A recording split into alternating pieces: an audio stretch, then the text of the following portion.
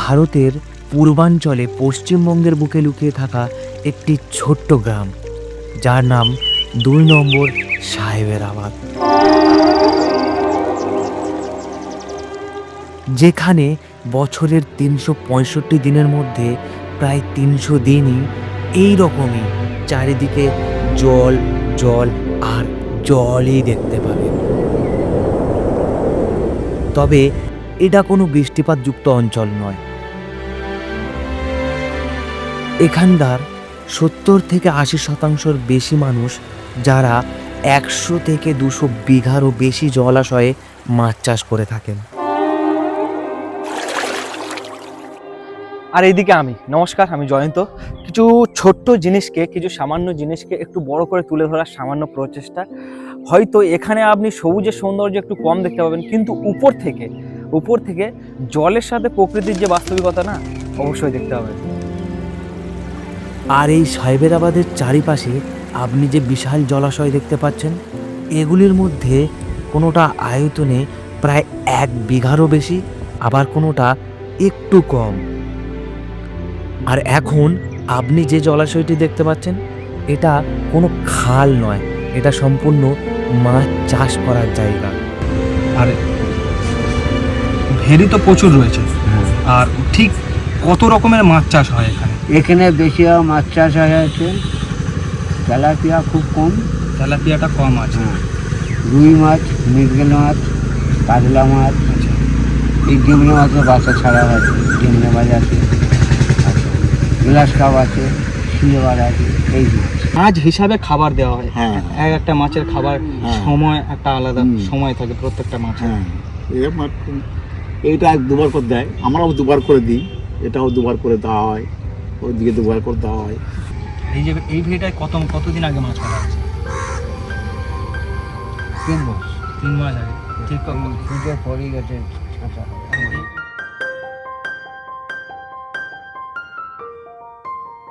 একটা ছোট্ট ভাষায় আপনি জায়গাটিকে ফিশিং ভিলেজও বলতে পারেন।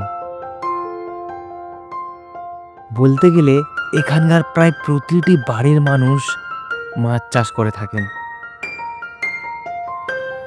যেমন এই চাষটা আমার বাবার ছিল, এখন তুমি করছো? এখন ও করছে। এখন আমার ছেলেও করছে। খাবার যারা সাইকেলে বয়ে নিয়ে আসে, এটা অতিরিক্ত কষ্টকর, অতিরিক্ত কষ্টকর। আর অভিজ্ঞতা কেমন লাগে? মাছ চাষ করতে গেলে মাছের সম্বন্ধে কিছু না বুঝলে মাছ চাষ করা যায় না। থাকে যারা মাছ চাষ করে তাদের রীতিমতো ট্রেনিং নেওয়ার দরকার অবশ্যই। তবে হ্যাঁ, মাছ চাষ করাটা কিন্তু মুখের কথা নয়।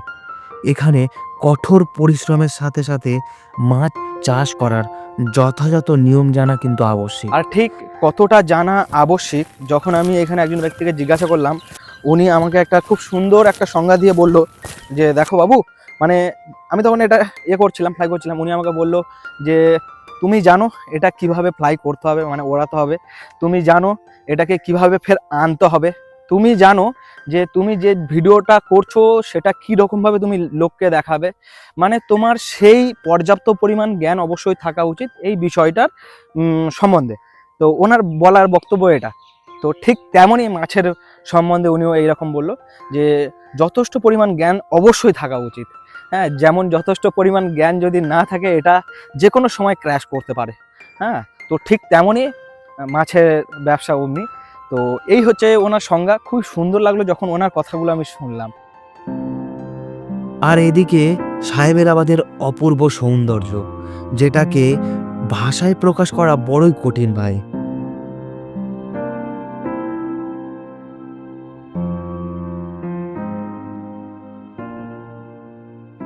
আর এখানে আপনি যে ছোট ছোট টিনের ঘরগুলি দেখতে পাচ্ছেন, এগুলো অ্যাকচুয়ালি পাহারা দেওয়ার জন্য এগুলো ব্যবহার করা হয়।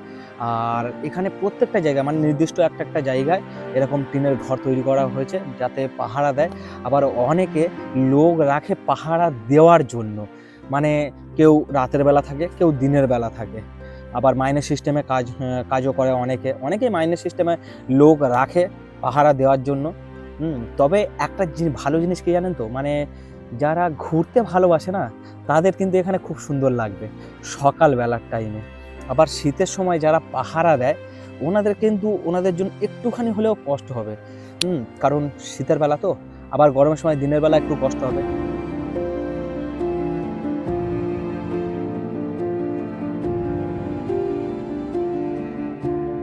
সবুজে ঘেরা সাহেবেরাবাদ, যত দূর পর্যন্ত চোখ যায় সবুজ সবুজ আর সবুজ, মাঝে মাঝে ছোট্ট ছোট্ট গ্রাম। তবে হ্যাঁ ভাই, আপনি এখানে এখানে এখানে যেখানেই বসবেন না কেন, ক্ষণিকের জন্য সাহেবেরাবাদ আপনাকে হারিয়ে যেতে বাধ্য করবে। আর যতক্ষণ আপনি এখানে বসে থাকবেন না, নিজের মধ্যে একটা শান্ত আবহাওয়া ফিল করতে থাকবেন, যেটা আপনি কাউকে ভাষায় প্রকাশ করতে পারবেন না।